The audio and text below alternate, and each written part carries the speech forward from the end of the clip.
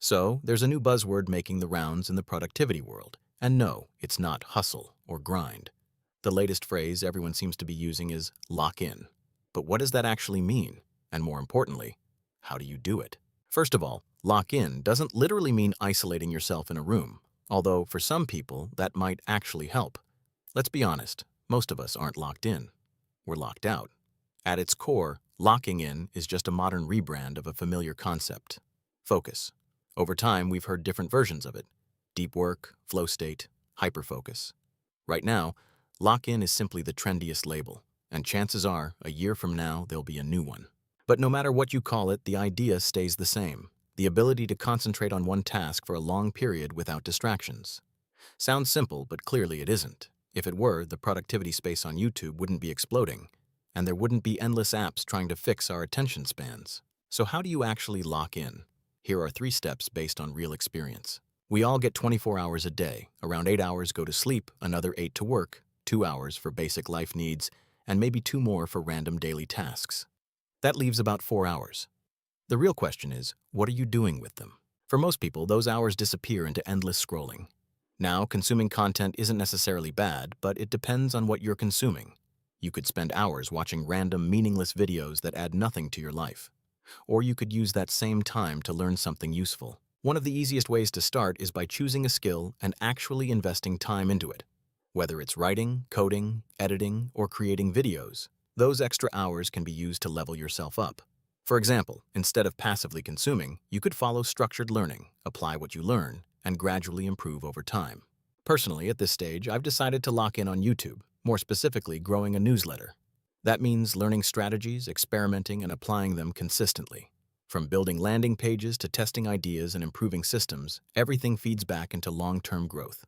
Consuming valuable content is only the starting point. The next step is actually doing the work, and doing it consistently, even when you don't feel like it.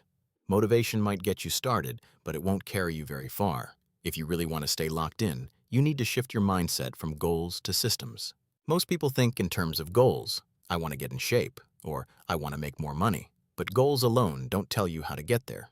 Systems do. For example, instead of just saying you want to get fit, you set a system. Meal prep on certain days, train at specific times.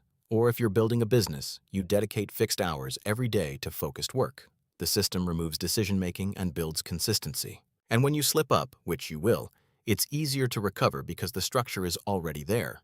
This connects to the 2-day rule. Never miss a habit twice in a row. Miss once, fine. Miss twice, and it starts becoming a pattern. Systems help you stay on track. Now, even if you're learning the right things and following a solid system, there will come a point where you feel like quitting. Usually that happens because you're not seeing results fast enough. And the truth is, meaningful progress often takes months or even years. This is where the pottery paradox comes in. There's a story about a ceramics class divided into 2 groups. One group was graded based on how many pots they made. The more, the better. The other group was graded on making just one perfect pot. At the end, something surprising happened. The best quality pots came from the group that focused on quantity. Why? Because repetition led to improvement. They made mistakes, learned quickly, experimented, and refined their skills through action.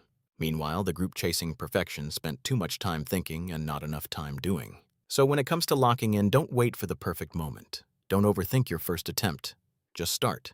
Show up every day, even if it's imperfect. Even if your workout is shorter than planned or your first draft is messy. Because over time, repetition turns quantity into quality. And once you reach that level, your work becomes hard to ignore. So don't let short-term distractions take away your long-term potential.